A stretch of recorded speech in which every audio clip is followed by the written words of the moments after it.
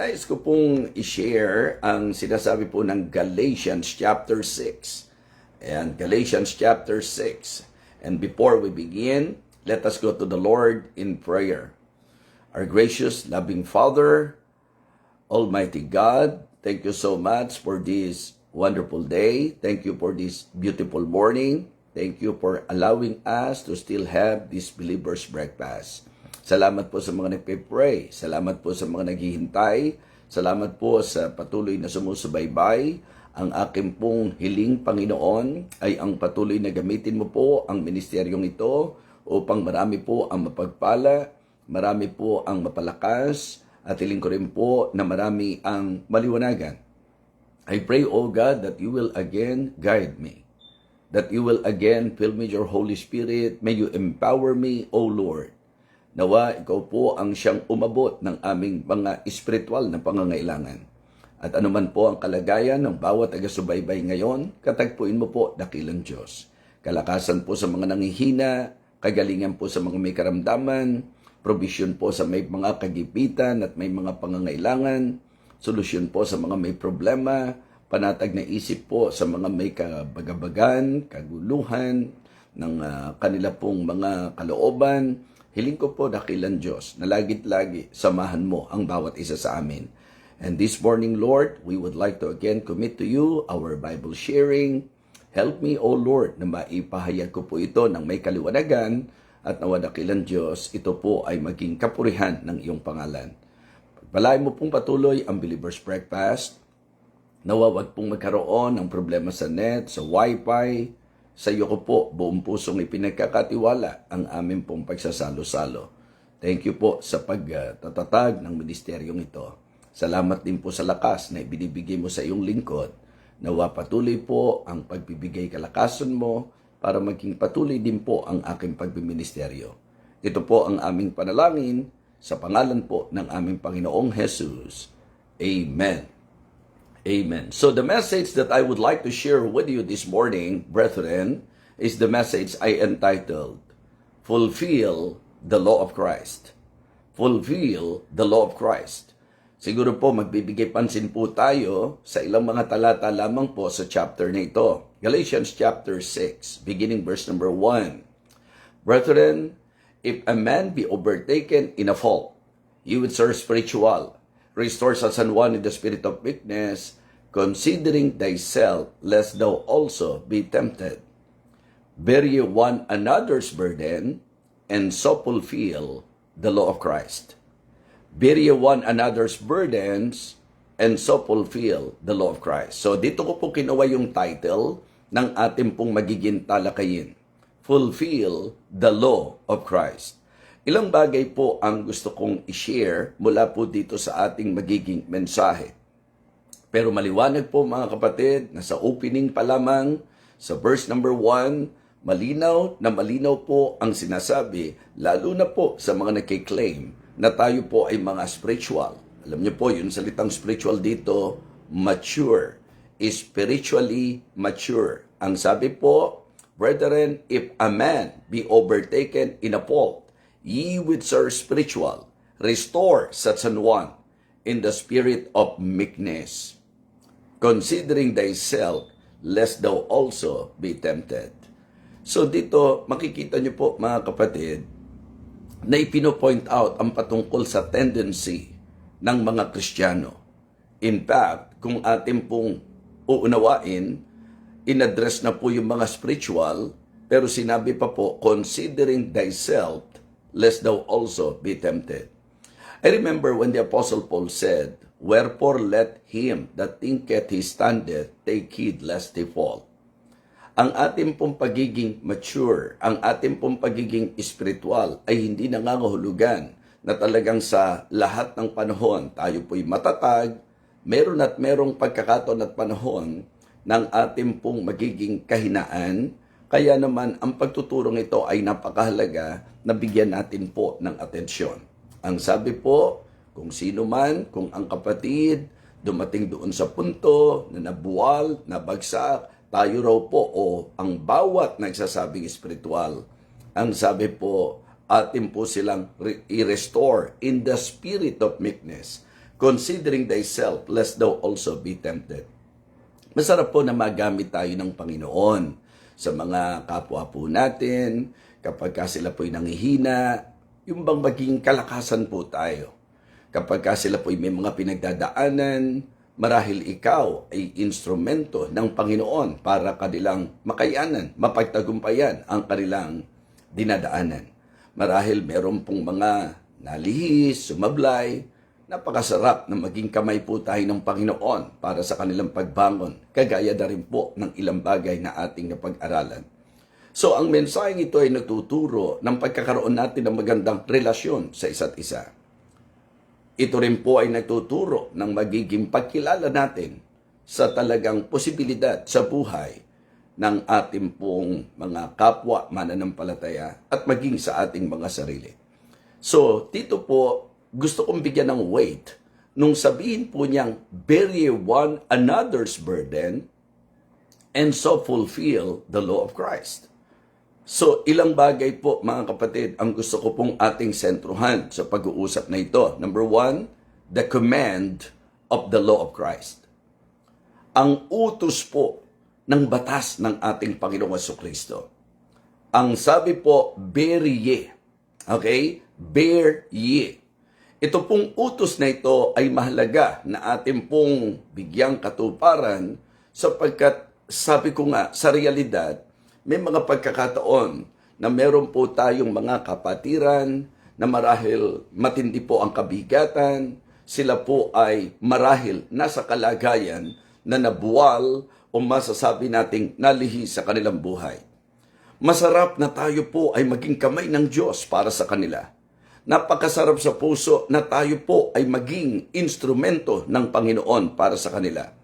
Makikita nyo po that it is a personal command. Kasi ang sabi po, ye, diba? Ye which are spiritual. Tinutukoy po mga kapatid na yun daw pong mga spiritual. Diba? Ang ibig sabihin po, dapat magbigay pansin doon po sa mga kapatiran po natin na talagang nangangailangan. Ang sabi po mga kapatid, ang linaw-linaw, bear ye one another's burden. Magdalahan tayo ng bigat ng isa't isa. Nangangahulugan po ito every believer. Okay? Lahat ng mananampalataya. Dapat po mabigyang pansin ang utos ng Panginoon. Bear ye one another's burden. Ito po ay pumapatungkol sa mga mananampalataya na ang utos po mangagdalahan tayo ng bigat sa isa't isa. Ito po ay hindi isang masasabi po nating teorya. Makikita nyo po na hindi lang to personal na command. Ito po ay practical command. Diba? It must be put into practice mga kapatid. And we can really apply this. Diba? In fact, posible na tayo po nakaranas na tinulungan tayo. At posible rin ikaw naman nakaranas na tumulong ka. Amen? Yun po ang kalooban ng Panginoon. It is a practical command. Let us help one another. Let us bear one another's burden. So it is a personal command. Diba? It is a practical command. At maliwanag po na talagang it is a purposed command.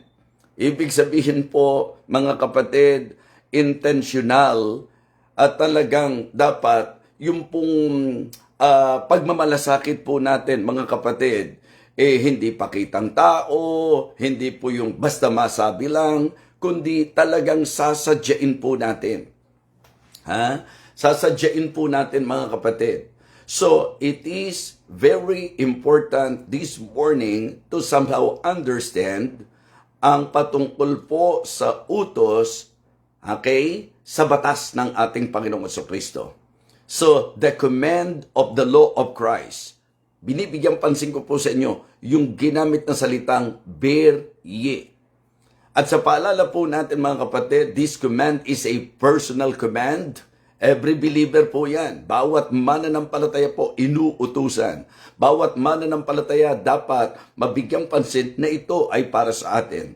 It is a practical command sapagkat ito po mga kapatid ay ating pong masasabi nating bagay na isinasagawa. Okay? Ginaganap.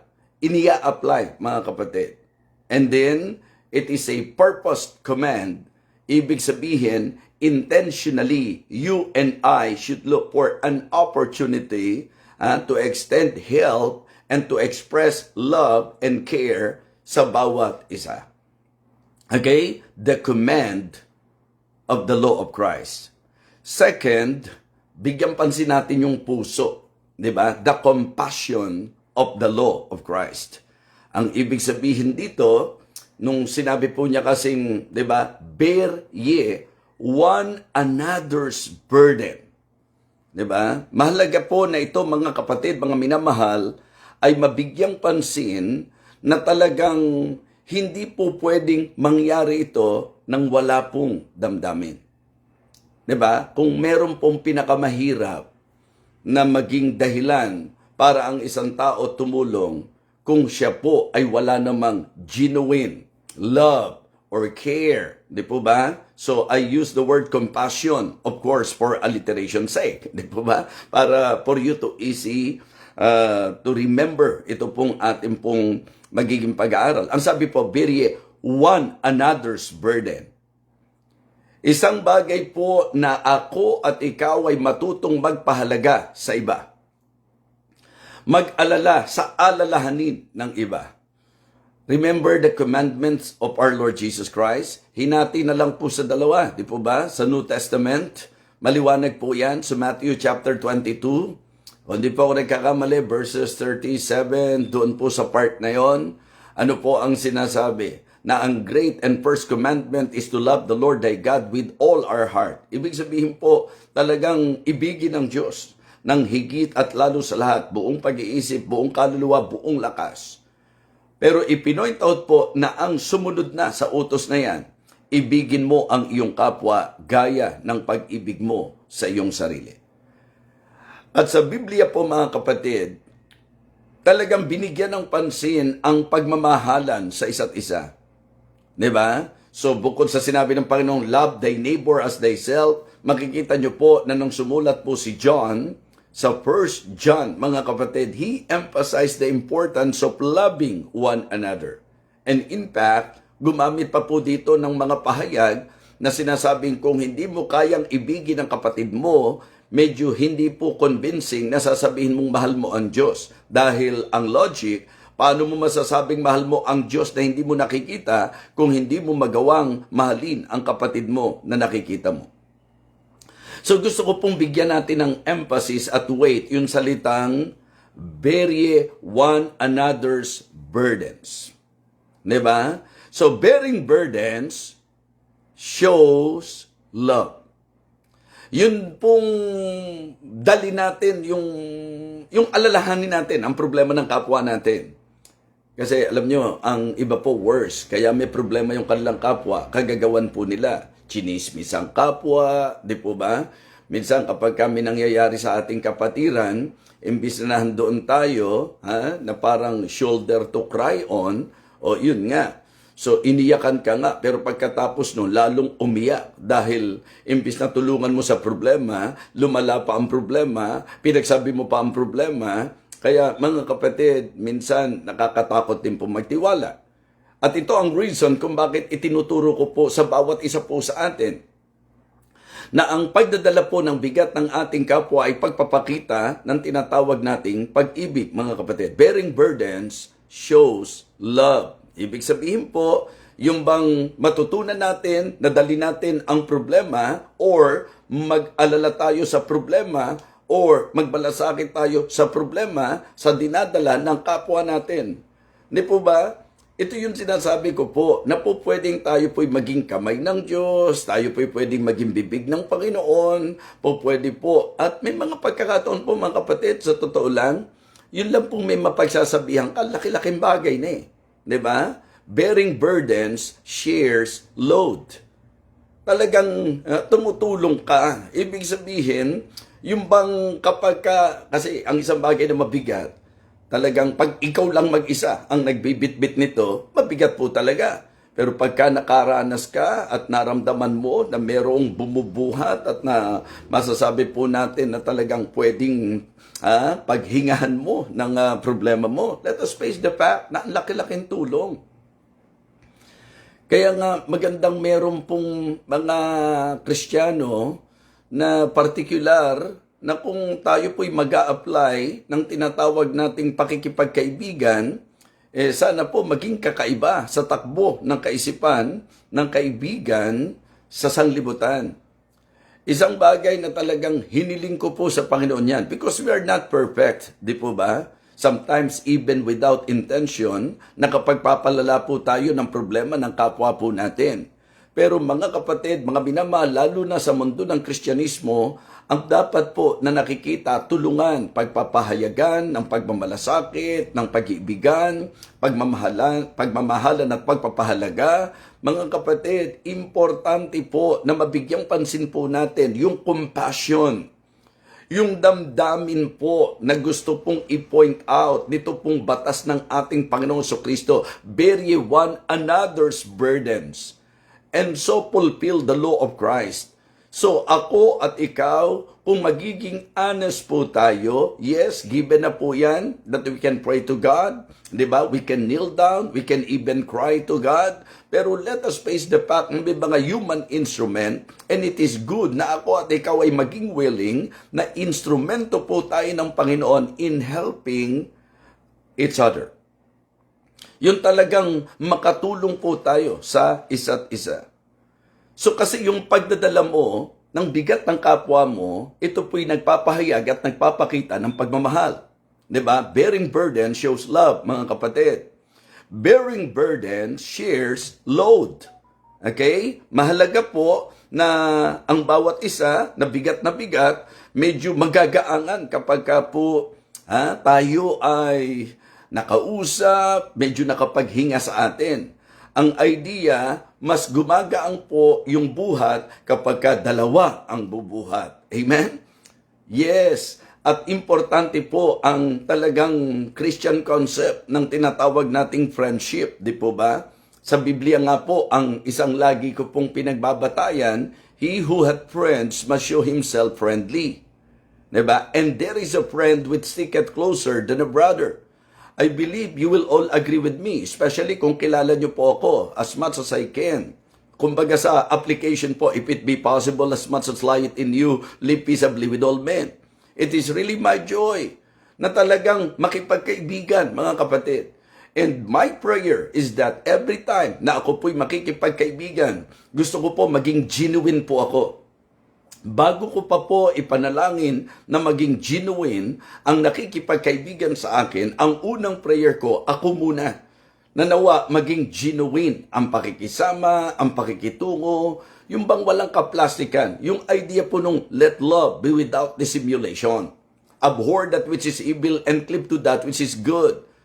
Mga kapatid, hindi ko po pwedeng ikaila sa inyo ang katotohanan that in my life, in the ministry, particularly in the ministry, it is really a great blessing na may mga kaibigan po. Yes. At yun po ang itinuturing kong yaman ko po sa buhay ko sa ministry. Yung pong mga kaibigan. Well, syempre po, for sure, meron tayong mga karanasan na inakala mo kaibigan mo. Hindi naman pala. Okay?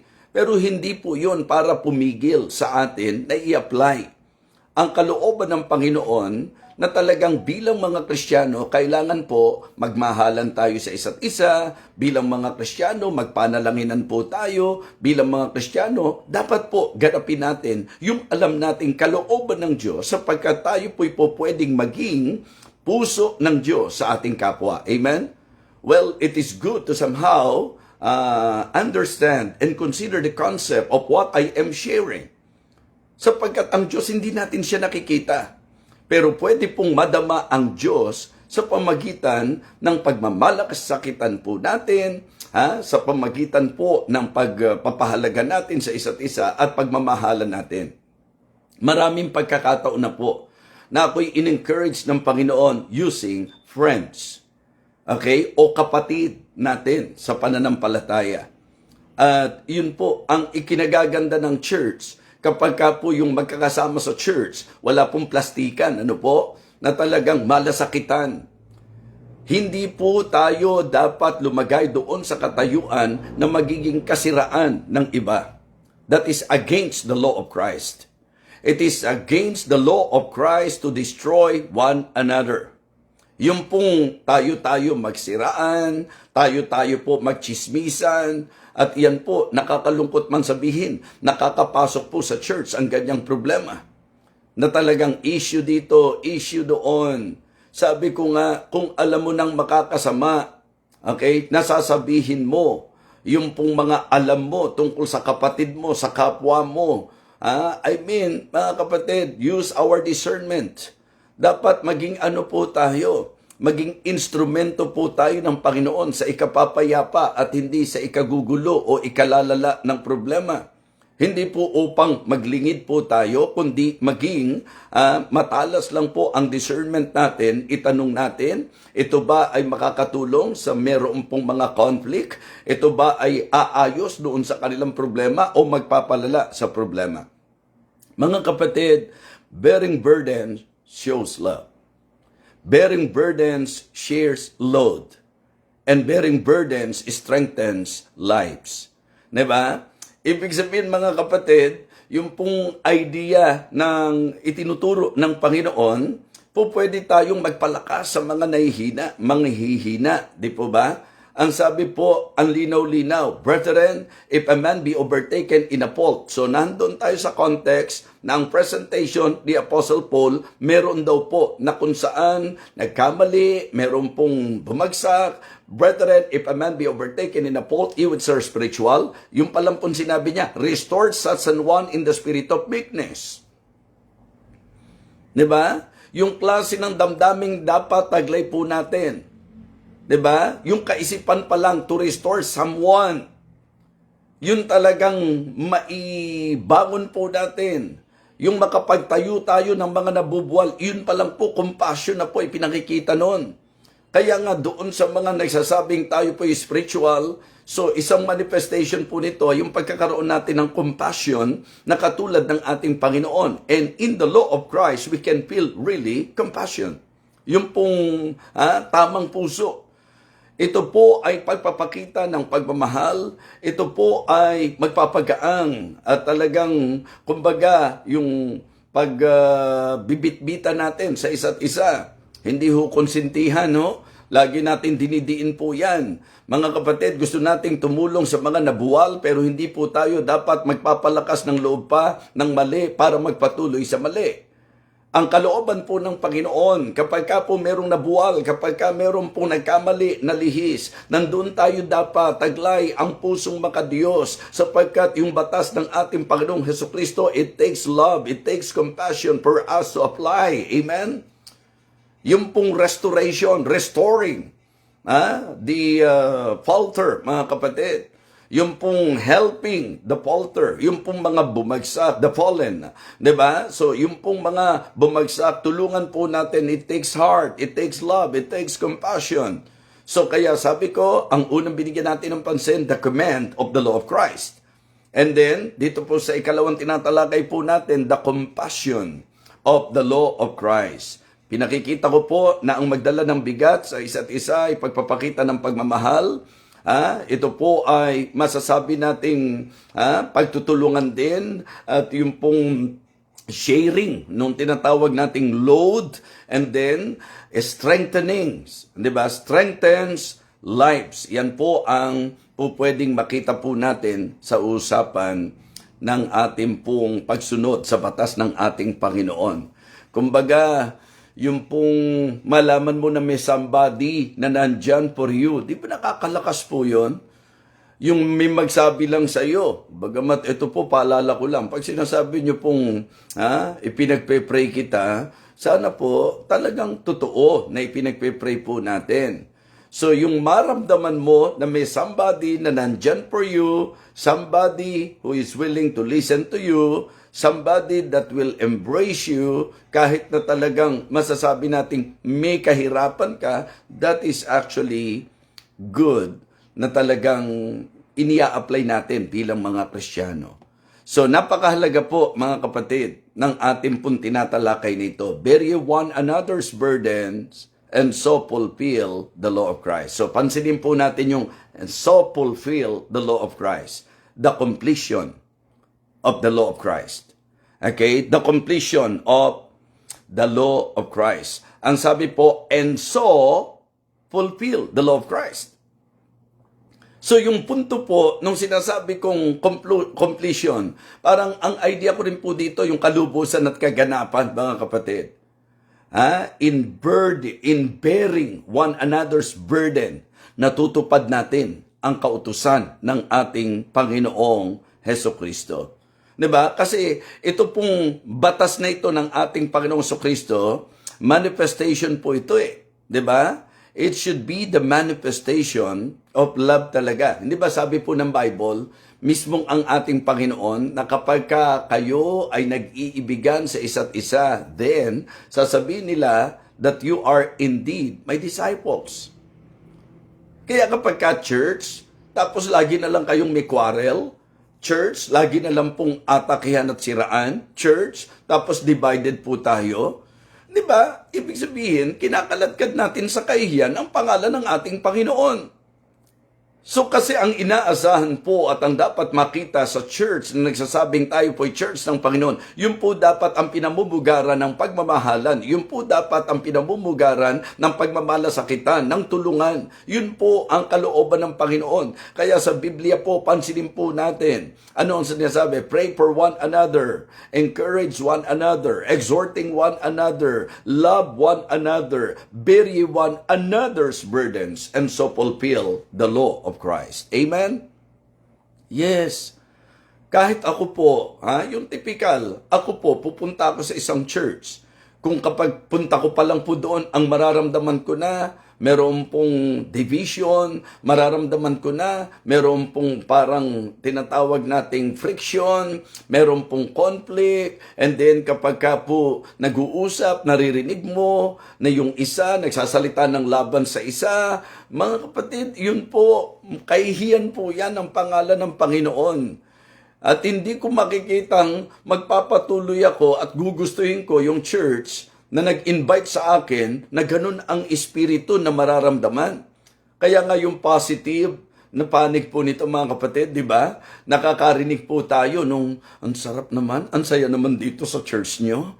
Di ba? Napaka-warm naman ng pag-welcome. Tapos, para kayo talagang mga magkakapatid, ano? Yung talagang parang pamilya kayo. Ang sarap makita, ang sarap maramdaman na talagang hindi man tayo magkakadugo, biologically or physically, hindi man. Pero alam nyo, ang sarap dito sa church na talagang super sweet ng fellowship. Amen?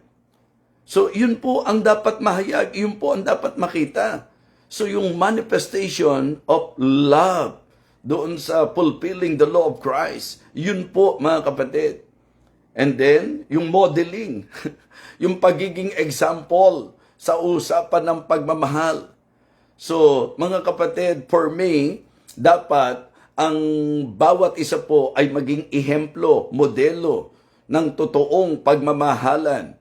Kaya sa completion of the law of Christ, makikita nyo po yung manifestation, di ba? Yung model and also yung mark, di ba?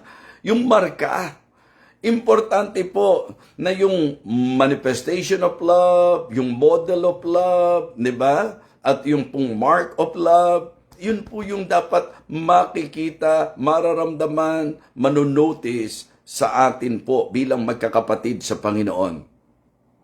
Kasi ang lumalabas, kapag ka po tayo ay nagmalasakit sa kapwa natin, yun po, pagpapakita, Christ-likeness po yun eh. Diba? Ang ibig sabihin, yung ating pong sinusundan, yung halimbawa ng ating Panginoon. Kasi kung yan po'y isinabatas ng ating Panginoon, that is exactly what our message, ano po, the title of our message, sabi, fulfill the law of Christ. So siya ang nagsabatas po nito to bear one another's burden. So, ang gusto ko pong i-point out mga kapatid, yan siya mismo. Kaya nga, ang gusto niya, pag nabibigatan tayo, lapit tayo sa Kanya. So sana ganun po mga kapatid, na tayo po ay maging balikat na pwedeng iyakan nila. Sana tayo po yung tenga na handang makinig sa kanila. Huwag na lang po yung bibig na talagang mag-aakusa sa kanila, magkukundina sa kanila, o bibig na ipamamalita sila. Sana kung bibig man tayo ng Panginoon para sa kanila, ito po yung magagaangan po sila, mararamdaman po nila, hindi ang panghusga, kundi yung talagang encourager, yung bang magsasalita sa kanila, magmiministeryo ng grace of God sa kanila. Bear ye one another's burden and so fulfill the law of Christ. Tatlong bagay po ang ipinakita ko sa inyo mga kapatid. Number one, the command of the law of Christ. Okay? Bear ye. And then, binigyan pansin po natin the compassion of the law of Christ. Okay? One another's burdens. Okay? And the completion of the law of Christ. And so fulfill the law of Christ. Ngayon, sandaling ito, siguro po magandang sa naging pakikinig natin, medyo magsuri po tayo ng sarili. So, pasensya na po, direct ang ginawa ko po sapagkat sabi ko nga, hanggat maaari, wag nating makain ng oras ng ibang nag-o-online din po, lalo na kung kayo po ay taga-subaybay din ng kanila pong ministeryo at programa. So, nagkaroon lang po tayo ng konting problema sa ating pong net. So, ilang pagkakataon po na nag-i-in po ako, pero hindi po talaga magpapasok po and then mawawala ka agad. And praise God. Kaya po minamadali ko dahil iniisip ko pong baka biglang mawala sa akin pong pag-share sa inyo. Mga kapatid, let us fulfill the law of Christ. Amen? Let us fulfill the law of Christ. At katulad ng encouragement ko po sa inyo, total, ilang mga verses lang po ang tinatalakay natin. It is good to somehow, hindi lang mapamilyar, if possible, ma-memorize po natin at maging paalala ng Diyos ito sa atin. So, nais ko po na muling banggitin po sa inyo. Ang sabi po ng verses 1 and 2 ng Galatians chapter 6, Brethren, if a man be overtaken in a fault, ye which are spiritual, restore such an one in the spirit of meekness, considering thyself, lest thou also be tempted. So doon pa lang po, kung hihimayin po natin, talagang napaka-mayaman na po. Brethren, if a man be overtaken in a fault, ibig sabihin, posible po na ang kapatid natin mabuwal. Posible po na ang kapatid natin bumagsak. Ang sabi po, ye which are spiritual. Bagamat napakahirap i-claim na tayo po'y mature, mahirap i-claim na tayo po'y spiritual. So pagkat ang isang taong mature, hindi po yan masyadong pangahas na sinasabi, ako, mature na ako. And sometimes, ang maturity ng marami sa claim. Hindi po doon sa practice. Hindi po doon sa reality. Ye which are spiritual, anong sabi? Restore such an one in the spirit of meekness. Itong approach na ito, mga kapatid, po pwedeng rebuke pa din po ito eh. Dahil po posible po na nangyayari sa church. Ito, mabanggit ko lang po, nangyayari po yan. Na yung mga nag-aaktong spiritual, sila yung masyado pong condemning. Kaya po, kumbaga, itong approach na ito, medyo for me, napaka-wise approach. Dahil para bang pinopoint out mo, ikaw, sinasabi mo, spiritual ka. Kung merong mga nabagsak, kung merong mga nagkamali, restore such an one in the spirit of meekness. So may manifestation po yung maturity.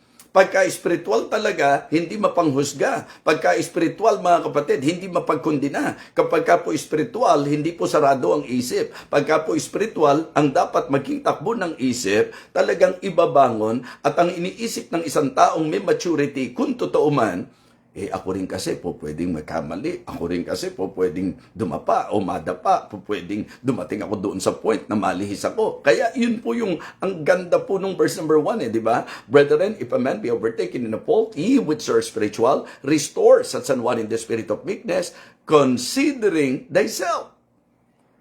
Di ba? Lest thou also be tempted. Pwede ring mangyari sa atin. Di ba? So kaya kung tayo po'y naging mapagkundina, minsan yun ang magbibigay ng pride sa atin. Pag nagkamali tayo, hindi natin maamin o kaya hindi tayo makalapit kasi nalaman natin, naisip natin yung naging espiritu natin. So, we better consider the law of Christ. Verse number 2, bear ye one another's burden, and so fulfill the law of Christ. So the command of the law of Christ, bear ye. Bear ye. Okay? Mga kapatid, the compassion of the law of Christ, one another's burdens. Magdalahan tayo ng bigat ng isa't isa. Parang ang sinasabi, magmahalan tayo, magmalasakitan tayo, magtulungan tayo, magpanalanginan tayo, magpalakasan tayo. Yun po ang idea, compassion of the law of Christ. And then the completion of the law of Christ. And so fulfill the law of Christ. Dapat yung manifestation ng love, yung modeling ng love, at ganun din po yung mark. Diba? Yung marka ng tinatawag nating pag-ibig. Wow! Nakaraos po ako mga kapatid. Nakakatuwa po, nakatapos tayo. So, to tell you honestly, inaalala ko po yan. Na baka mamaya, nasa kasarapan tayo ng ating magiging pagtatalakayan, biglang mawala po, biglang mawala po ang ating net. Sapagkat, sabi ko nga, I do not know kung na-notice ng ilan yan, nakapasok na, nawala pa, nakapasok na, nawala pa. So, nag-aalala ko, sabi ko, hindi kayo masasayang yung oras ko, but praise God through prayers. So, ginabayan po tayo ng Panginoon at nakatapos po tayo. Mga kapatid, let us fulfill the law of Christ. I hope and I pray na kahit to express ang dating po natin ngayon, halos nasanay naman ako ng ganun Nasanay po ako na almost direct, mga kapatid, yung ating pong pagtalakay. Kaya I hope, actually po, bumitaw na naman, bumibigay na naman po. Kaya masarap na rin na nakatapos po tayo, mga kapatid. Nakatapos po tayo sa ating pong... Okay, mag-pray muna po tayo. Dakilang Diyos, salamat po sapagkat kami po ay itinawid mo para po makapag-breakfast po kami, Panginoon. Salamat po at umaasa po ako na ito po'y naging maliwanag. Bagamat alam mo po na sa bahagi ko po nandoon ang konting pag-aalala na baka mamaya maputol po ang aming pong linya. But we praise you, Heavenly Father, for allowing us na nakatapos po kami sa aming pong mensaheng paalalang ito na dapat mai-apply ng iyong mga anak. Ang kami po'y magdalahan ng bigat ng isa't isa. Pahayag ng pag-ibig at ng aplikasyon ng iyo pong example na ipinakita po sa amin. Lord, thank you for reminding us patungkol po sa iyong batas, Panginoon. Salamat din po sa puso na ipinagkakaloob mo upang kami po'y matutong magmalasakit, magpahalaga at magkaroon po ng talagang dalisay, walang pagpapaimbabaw na pagmamahalan sa isa't isa. Salamat po, Panginoon, sapagkat naniniwala po kami na ang pag-ibig mo ang siyang pumupuno sa amin pong mga pagkukulang. Kaya we pray, O Father, that you will continue to develop yung pong pagmamahalang totoo sa church na amin pong kinabibilangan, sa amin pong pakikipag-ugnay at relasyon sa bawat kapatiran. Lord, thank you po. Thank you po. Napakabuti mo sa amin. Gabayan mo po ang bawat isa ngayong araw na ito, dakilang Diyos. Bigyan mo po ng maayos na pahinga, mga kapatiran naming magpapahinga, at gayon din naman yung pong mga magtatrabaho, sa panimulang araw na ito, dakilang Diyos, samahan mo po sila, gabayan mo po sila, ingatan mo po sila. Salamat po Diyos, at naway naging pagpapala pa rin po ang mensaheng ito kahit na po sa kalagayan na talagang hindi naging madali para po sa amin. We praise you, Heavenly Father, and we thank you for everything. Bless us, O Lord, we pray. In Christ's most precious name, Amen. Amen.